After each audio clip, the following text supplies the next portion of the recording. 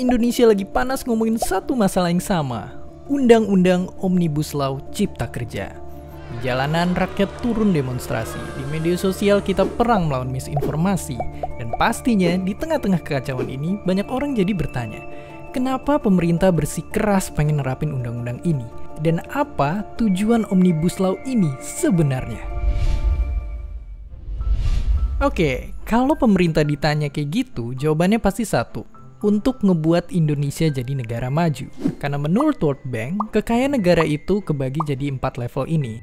Yang ngomong-ngomong, Indonesia baru aja naik dari level 2 ke level 3. Tapi, masalahnya untuk suatu negara bisa ke level paling atas itu sulitnya udah kayak kena jebakan Batman. Dan benar aja banyak ahli ekonomi emang nyebut ini sebagai middle income trap.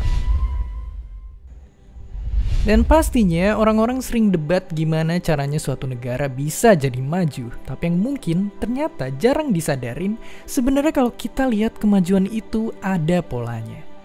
Polanya adalah pertama-tama usaha orang-orang dimulai dari pertanian yang cuma nutupin kebutuhan dasar hidup. Habis itu, tahap selanjutnya adalah waktu kebutuhan di bidang pertanian bisa dipenuhi sama teknologi. Akhirnya orang-orang yang kerja di pabrik bisa ngasilin barang-barang modern kayak mobil, panci, atau kosmetik yang lebih mahal daripada hasil tani. Lalu tahap ketiga adalah teknologi dan otomasi juga ngerambah ke pabrik. Para pekerja jadi bisa fokus ningkatin kualitas SDM lewat jasa, kayak munculnya bank, universitas, atau rumah sakit. Dan menurut kalian, di mana posisi kita sekarang?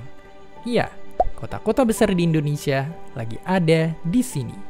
Karena 10 tahun terakhir, tenaga kerja kita terus berkembang dari pertanian ke manufaktur hingga ke jasa.